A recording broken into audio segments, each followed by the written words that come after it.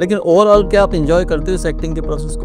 बहुत ज़्यादा, बहुत ज़्यादा। इनफैक्ट मुझे तो ऐसा फ़ील हुआ है कि कभी भी मुझे हेडेक हो या कोई भी जैसे फिज़िकल प्रॉब्लम भी हो, लेकिन जब मैं एक्टिंग करती हूँ तो मुझे फ़ील ही नहीं होता कि मुझे हेडेक हो रहा था।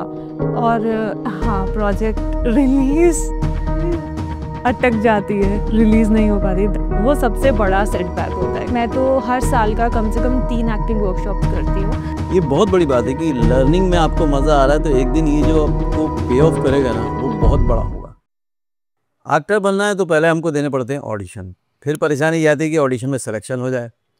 फिर सिलेक्शन हो जाए तो फिर जब फाइनल स्टेज पे पूरी जो यूनिट है, पूरे जो फैमिली मेंबर्स बनने वाले हैं, आपके जो को एक्टर बनने हैं, उनके साथ भी मैचिंग होती है और लुक टेस्ट होता है। उसके बाद आप फिल्म की शूट पे जाते हैं और फिल्म की शूट में भी अगर आपका रोल बचा रहे तो भी बड़ी बात है।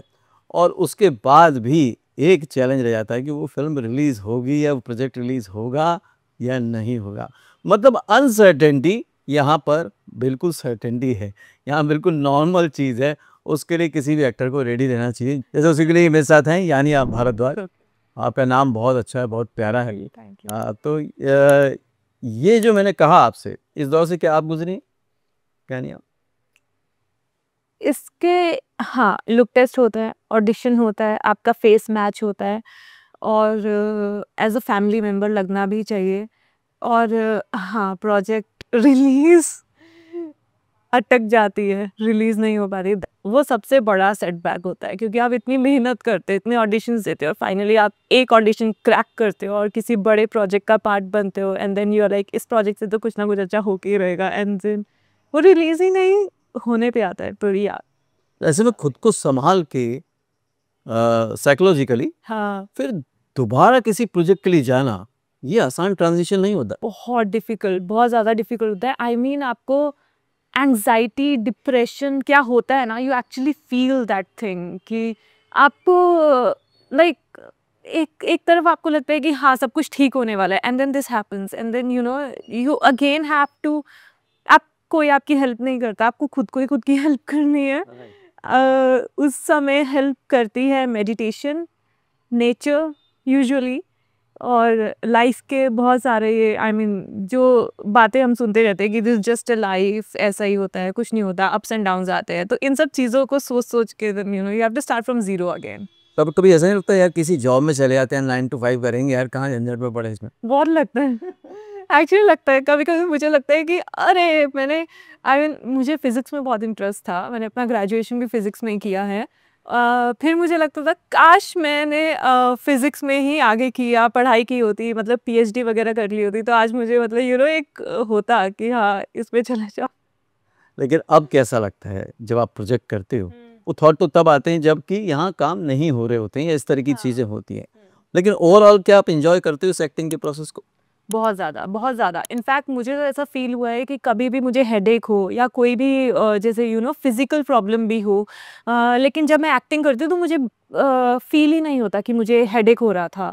और या फिर तो I enjoy acting a lot, मुझे बहुत मज़ा आता है और एक्टिंग मूवीज़ में, ओटीटी मतलब सीरीज़ में, उसमें करने का उतना ही मज़ा आता है जितना मुझे वर्कशॉप्स में आता है। एक्टिंग वर्कशॉप्स में मुझे बहुत मज़ा आता है, बहुत ज़्यादा मज़ा आता है। मतलब सीखने में भी मज़ा आता है, उस जब पर्टिकुलर फ़िल्म की या ओटीटी की वर्कशॉप हो रही होती है और बाद में करने में मज़ा आता है। नहीं, उसमें भी मज़ा आता है और यूजुअली एक्टिंग वर्कशॉप्स जो जो होती होती है हैं, उसमें भी आता है। उनमें बहुत मज़ा आता है मुझे। मैं बहुत पर सबसे पहले तो आदमी यही करता है कि जैसे ही एक्टिंग के चांस मिले वो एक्टिंग सीखना बंद कर देता है। नहीं, मैं अब हर किसी का अपना है, टू ईच इज़ ओन ना, लेकिन मैं तो हर साल का कम से कम 3 एक्टिंग वर्कशॉप्स करती हूँ और अब मैंने लाइक बॉम्बे का तो ज़्यादा कर जो मेरे बजट में आता था, सब एक्टिंग वर्कशॉप्स कर लिया है। आदि शक्ति तक किया है और उससे पहले मतलब ज़्यादा कर एक्टिंग वर्कशॉप्स मैंने किए हुए हैं। अब मैं बस वेट कर रही हूँ थोड़ा और मैं अर्न करूँ, तो मैं बाहर के भी एक्टिंग वर्कशॉप, मुझे बहुत मज़ा आता है एक्टिंग वर्कशॉप करके। ओके। ये बहुत बड़ी बात है कि लर्निंग में आपको मज़ा आ रहा है, तो एक दिन ये जो आपको पे ऑफ करेगा ना, वो बहुत बड़ा होगा। क्योंकि लर्निंग से जो कॉन्फिडेंस आता है, जो इनर बिल्ट होता है आपका, वो आपको दूसरी चीज़ें नहीं दे सकती, कभी नहीं दे सकती। और ये आपने फ़ील किया होगा over the period of time जब वर्कशॉप्स की होंगी। हाँ, वो वर्कशॉप में बहुत मज़ा आता है और ऊपर से वर्कशॉप्स में क्या होता है, एक्सपेरिमेंट विद थिंग्स लाइक हमारे यहाँ पे आप देखेंगे जो कैरेक्टर्स है वो उतना कैरेक्टराइजेशन ज़्यादा होती नहीं है। You know if we see world cinema, वहाँ पे कैरेक्टराइजेशन बहुत होती है। हमारे यहाँ पे कैरेक्टराइजेशन उतनी बहुत कम प्रोजेक्ट्स में डिटेल्ड कैरेक्टराइजेशन होती कुछ ही डायरेक्टर्स करती हैं। कुछ ही फिल्म मेकर्स करते हैं, बाकी डिटेल्ड कैरेक्टराइजेशन नहीं होती। और जो कैरेक्टर्स है ना वो भी उतना रेंज के नहीं होते, उतना wide range of characters actors को प्ले करना नहीं मिलता। ज़्यादा से ज़्यादा आपको सुंदर दिखना है, he who like you know all that thing, लेकिन मतलब वो उतना जैसे वर्ल्ड सिनेमा में आप देखेंगे एक एक्टर जो है वो साइकोलॉजिकल थ्रिलर से लेकर के साईफाई से लेके warrior queen and all, I mean इतना ज़्यादा वास्ट रेंज होता है। यहाँ पे वो नहीं होता, तो वो जो होता है ना वो एक्टिंग वर्कशॉप्स में होता है। उसमें मज़ा आता है, उसमें आपको मिलता है कि यू नो एक एक्टिंग वर्कशॉप मैंने बहुत इंटरेस्टिंग की थी, उसमें हमने सीगल का प्ले किया था। आई मीन लाइक उसमें जो एक कैरेक्टर था नीना, वो इतना इंटरेस्टिंग कैरेक्टर था, उसके अंदर इतना लेयर्स थे कि मुझे लग रहा था ये मतलब ऐसा कुछ मैंने देखा नहीं। आई मीन वैसे तो देखा है, मतलब यहाँ पे ऐसा कुछ उतना लेयर्ड कैरेक्टर मैंने देखा नहीं था अभी, तो इसलिए अभी लेटेस्ट आपकी जो फिल्म रिलीज हुई थी वो माँ जी काजोल के साथ, और फिल्म बहुत अच्छा भी कर रही है क्योंकि टेक्निकली भी अलग है और बहुत अलग तरह से है। तो उस फिल्म का एक्सपीरियंस कैसा है आपका? बहुत मज़ा आया, बहुत मज़ा। विशाल सर के साथ मैंने ये दूसरा प्रोजेक्ट किया है। विशाल सर के साथ पहले मैंने छोरी की थी, तो उसमें मुझे बहुत मज़ा आया। And Vishal sir is actors director, वो मतलब अगर उन्हें लगेगा कि परफॉर्मेंस सही नहीं है तो उनको पता है एक एक्टर से एक्टिंग कैसे करवानी है। ये भी बहुत इम्पोर्टेंट। या that's very very important. He is very good, बहुत हम्बल है, बहुत स्वीट है। वो बताते उतना नहीं है जितना वो यू नो अपने पूरे क्रू से कितने प्यार से रहते हैं उतना वो दिखाते नहीं है, but he is very sweet, he is very loving. अच्छा, काजोल के बारे में दो बात फेमस है हाँ कि एक तो बहुत जल्दी बहुत मस्ती करती हैं, बहुत हंसती हैं, दूसरा गुस्सा बहुत जल्दी होती हैं। तो आपने कौन सा वाला उनका रूप देखा? तो एक्चुअली मेरे काजोल मैम के साथ सीन्स नहीं हैं, लेकिन सेट पे जब मेरा शूट हो रहा था तो काजोल मैम का भी शूट हो रहा था, तो मैंने तो यही सुना कि she is very fun to work. वो बहुत मज़े में है, बहुत मस्ती करते हैं। इनफैक्ट मैंने उन्हें सेट पे जब देखा तब भी वो बहुत हंस रहे थे, मतलब ऑलवेज लाफिंग। तो उस जबकि हॉरर फिल्म प्रोजेक्ट था एकदम। तो बहुत ही अच्छे, मुझे तो बहुत अच्छे लगे। लाइक जो मैंने और बाकी like I am very shy kind of person. मैं कभी भी जाके किसी को डिस्टर्ब नहीं करती। मैं जाके ये भी नहीं बोलती हूँ कि hello hi, you know I feel very awkward, क्योंकि सेट पे वो अपने कैरेक्टर में होते हैं, तो you know you will not disturb, you should. यही सही बात है, प्रोफेशनलिज्म भी। बट नॉर्मल कोई एक्टर ना अपने जब सोचता है एक्टर बनने की अपने घर से अपने शहर से, तो उसको लगता है यार इस स्टार को देख के यार ये तो मैं भी कर लूँगा, यार ये तो मैं भी कर लूँगा, बड़ा ईजी लगता है। लेकिन आपने नज़दीक से स्टार्स सुपरस्टार्स को देखा है, हाँ।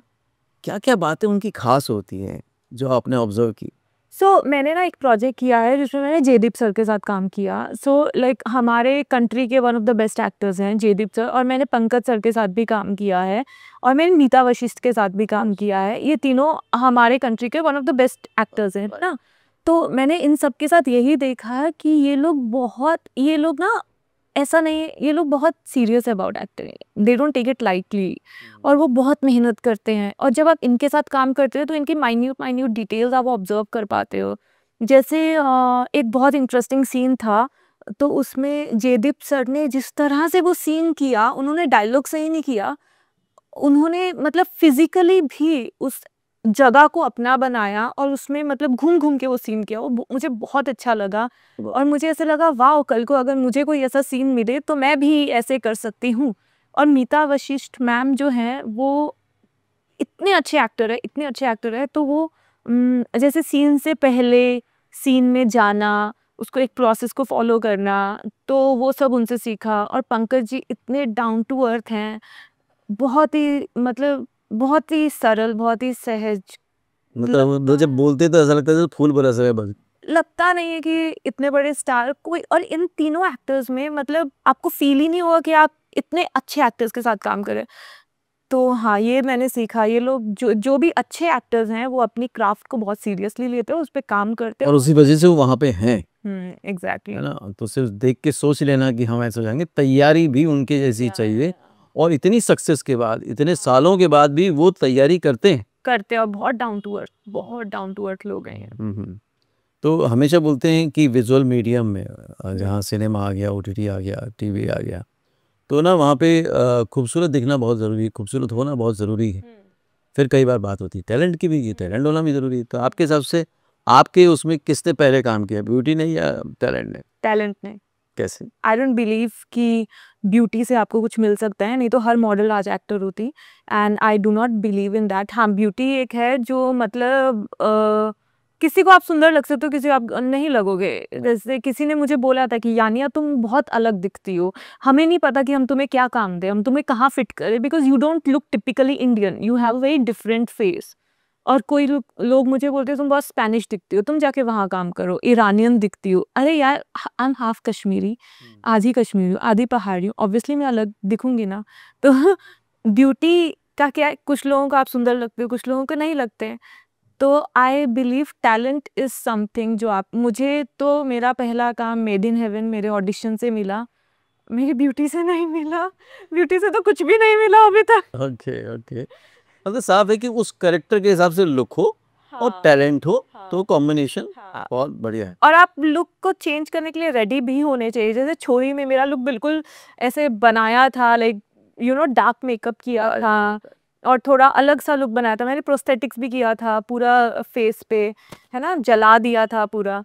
तो एंड मुझे तो बहुत पसंद आता है ऐसा लुक। प्रोस्थेटिक मेकअप जब करते हैं तो बड़ा पेशेंस लगता है। 5 आवर्स लगते हैं, 3 क्या करते थे 5 घंटे में? हाँ, कैसे करवाते थे? कुछ नहीं, ऐसे वो मेकअप कर रहे हो और आप बैठ के मेडिटेशन म्यूजिक सुन रहे हो, खुद को शांत रख रहे हो, और क्या कर सकते हैं। कितने ऑडिशन दिए अभी तक आपने? अभी तक अरे काउंट भी नहीं कर सकते। फिर भी अप्रॉक्स? अभी तक हाँ। अभी तक तो काउंट भी नहीं कर सकते। आप मान लो कितने साल हो गए, बहुत टाइम हो गया। अभी 6 साल हो गए आपको अप्रोक्सीमेटली। 2019 में मेड इन हेवन रिलीज हुआ था, तब से मैं एक्टिंग में ही हूँ। फिर लॉकडाउन आया, लॉकडाउन में भी मैंने घर से ऑडिशन बना के भेजे। मैं हिमाचल चली गई थी, लेकिन मैंने हिमाचल में फिर तलवार सीखी चलाना, नान चाकू सीखा चलाना। मुझे वेपन्स बहुत पसंद है, तो ये सब चीज़ें मुझे वाइकिंग्स देखा था तो उससे और इंस्पिरेशन आ गया। तो और तो आप काउंट भी नहीं कर सकते। एक साल में 1000 तो अभी भी देते हो ऑडिशन? अभी भी देते हो? ऑब्वियसली अभी तक वो टाइम नहीं आया कि डायरेक्ट कॉल आ जाए सबसे लग। तो ये जो एक ऑडिशन प्रोसेस है, इतनी बार सेलेक्ट हो जाने के बाद, मैंने कई एक्टरों से बात की एक्चुअली, इसलिए पूछ रहा हूँ आपसे। उनको लगता है कि अब तो मेरा इतना काम आ चुका है यार, उसके बाद भी पता नहीं क्यों ऑडिशन लेते हैं। हाँ, नहीं लेते हैं। तो ऐसा क्यों लगता है आपको, क्यों लेते हैं ऑडिशन ऐसे? और ऑनेस्टली जब तक आप कुछ बनते नहीं हो ना तब तक लेते हैं, और जब आप कुछ बन जाओ तो भी I mean it's their right to take auditions. इसको लुक टेस्ट बोलते हैं। आई मीन मैं तो अभी ऑडिशंस तक ही हूँ, मैं ऑडिशन भी देती हूँ, मैं लुक टेस्ट भी देती हूँ, मैं 4 5 राउंड के ऑडिशंस भी देती हूँ, मुझे कोई प्रॉब्लम नहीं है उससे। और मुझे अच्छा लगता है जब मैं ऑडिशन देके सेलेक्ट होती हूँ। मुझे ऐसा लगता है कि अच्छा ठीक है, मुझे बिना मिले मेरा ऑडिशन देख के सेलेक्ट किया है, सो आई लाइक इट। अच्छा, और वो बड़ा अच्छा अचीवमेंट भी बताए। इस बीच में आप मुंबई में बहुत सारे सो कॉल्ड स्ट्रगलर से भी मिले होंगे। सो कॉल्ड स्ट्रगल मतलब जो बोलते हैं कि यार इंडस्ट्री, स्ट्रगल, बट इंडस्ट्री में काम नहीं है, कोई ऑडिशन से काम नहीं मिलता, सब डेटा बैंक इकट्ठे कर रहे हैं, और इसके ऑडिशन दे के क्या फ़ायदा, सेटिंग से काम होता है, लड़कियों को जल्दी काम मिल जाता है, ये सब होते हैं। तो इन लोगों से आप भी टकराए होंगे, आपने भी सुना। ऑडिशन से काम मिलता है, मैं एक प्रूफ हूँ। मेरा पहला काम मुझे ऑडिशन से मिला। छोरी का जो कास्टिंग डायरेक्टर थे उनको मैं आज तक मिली भी नहीं हूँ। मैंने लॉकडाउन में सेल्फ टेस्ट भेजा था। सेल्फ टेस्ट भेजा था और मेरा जो सेकंड राउंड ऑफ ऑडिशन था वो विशाल सर ने अर्बन डांसर के ऑफिस में लिया था। ठीक है, तब मेरे साथ साथ और भी 2-3 लड़कियां थी उस समय उस ऑफिस में, और प्रॉपर वो घोस्ट कैसे चिल्लाएगा वो सब कुछ हुआ था, है ना। उसके बाद माँ का मैंने ऑडिशन दिया, जबकि मैंने विशाल सर के साथ ऑलरेडी काम किया हुआ था। माँ के ऑडिशन में तो मुझे बोला गया था काली माता की मूर्ति है, you have to pretend like तुम पूजा कर रही हो। तो मैंने पूरा, अब मुझे काली माता का कोई गाना नहीं आता था, मतलब भजन नहीं आता था, तो मैंने शिव स्तोत्रम गा के अपना ऑडिशन दिया था। ओके, ताकि डांट अभी गलत भाव दिख जाए, इमोशन दिख जाए। क्योंकि और मुझे शिव स्तोत्रम बहुत पसंद है, मुझे आता भी है, मतलब ऑलमोस्ट देख के तो पूरा ही आता है। तो और गुलकंदा का ऑडिशन जो अभी तक रिलीज नहीं हुआ, तो मेरे को आज तक कोई भी काम, एक भी काम बिना ऑडिशन के नहीं मिला है, सब ऑडिशन से मिले। और अगर आप 20 ऑडिशन देते हो, 50 देते हो, तो जाके एक में सिलेक्शन हो जाता है। लेकिन वो 50 में से कम 30 में आपका शॉर्टलिस्टिंग भी होना चाहिए ना। तभी इसलिए तैयारी जरूरी, जो आप बोलोगे वर्कशॉप वगैरह करते रहना चाहिए। अभी तक फिल्म इंडस्ट्री ने आपको क्या सिखाया ऐसा लेसन? हर पेशेंस, पेशेंस, बहुत ज़्यादा पेशेंस है। ओके, जब स्क्रीन पर बड़ी स्क्रीन पर आपके घर वाले पेरेंट्स रिलेटिव्स देखते हैं तो उनका रिएक्शन क्या होता है? रिलेटिव्स ने तो अभी तक देखा नहीं। हम्म। मम्मी पापा तो माँ को 2 बार देख चुके ऑलरेडी, मम्मी दोबारा गई देखने तो उनको अच्छा लगता है। हाँ। राइट। तो अभी तक आपको जो सबसे अच्छा सपोर्ट सिस्टम मिलता है वो कहाँ से मिलता है जब भी आप लो होते हो? मम्मी मम्मी मेरी बहन। हम्म। पापा इज लाइक पापा इज वेरी चिल। उनको लगता है कि तुम बस खुश रहो, बाकी होता है वो नहीं होता है डजंट मैटर, अच्छा। खुश रहो, हाँ। That's it, that's it. Right. और किसी को बुरा मत बोलो, उनका एक ही लाइन रहता है, कोई आके मुझे थप्पड़ भी मार दे तो भी उसको बुरा मत बोलो, किसी को बुरा मत बोलो, उनको इसी बात से गुस्सा आता है। वो बहुत इनोसेंट है। Himachal people are very innocent, down to earth. तो गया हूँ कई बार वहाँ पे शूट के लिए, बहुत प्यारे लोग हैं। अब जो आने वाले प्रोजेक्ट हैं वो कौन कौन से हैं यानी आपके? होपफुली गुलकंदा टेल्स कब रिलीज होगा आई हैव नो आइडिया, क्योंकि हमने 2022 में शूट किया। इट्स अ सीरीज अमेज़न का, राजन डीके का, तुम्बाड़ के डायरेक्टर ने डायरेक्ट किया, राही ने। उसी में मैंने पंकज सर के साथ काम किया है। और रक्त ब्रह्मांड जो अभी होल्ड पे है, अभी होपफुली आई जस्ट विश वो शुरू हो जाए, क्योंकि मुझे बहुत अच्छा लगता था वो, बहुत ज़्यादा पसंद था वो सीरीज। ओके। है तो ये वेटिंग में है और शूट किसी तरह चल रहा है? अभी किसी चीज़ का शूट नहीं चल रहा, अभी ऑडिशंस ही चल रहे हैं, उसके रिजल्ट आना बाकी है। अगर रिजल्ट आएंगे तो शूट लेट होगा थोड़ा। ओके। तो सबसे अच्छी बात जो मुझे समझ में नहीं आ रही है कि काम है, प्रोसेस है, प्रोसेस सिस्टम को फॉलो करना पड़ेगा, लर्निंग कंटिन्यू करनी पड़ेगी और पेशेंस बहुत बहुत बहुत ज़्यादा, बहुत। बॉम्बे आप पटक पटक के मारता है, बॉम्बे बहुत ज़्यादा पेशेंस चाहिए। क्योंकि देता भी जब वो है, हाँ जो स्टारडम आज सब ने झेला है मेरे ख्याल से। देखो जयदीप सर ने झेला है, हाँ, पंकज सर ने झेला बहुत। इनफैक्ट इतना जयदीप से तो एफटीआई के हैं, इतना ट्रेनिंग करने के बाद बात। उन्होंने। तो ये जब अल्टीमेट मिलता है तो वही बहुत बड़ा मिलता है। तो उसकी शायद टेस्टिंग बहुत बड़ी हो रही हो, वही आपका टेस्टिंग पीरियड चल रहा हो, और होपफुली कि जल्दी से ये दोनों सीरीज आएँ तो आप वो जो चाहते हैं वो हो। और भी कुछ आए, और भी कुछ है, रेगुलर है और आप जाके खुद रोल सेलेक्ट करने लग जाएं, वो दिन जरूरी है। I hope. थैंक यू यार, Thank thanks you a so lot, much. Thank you. Take care.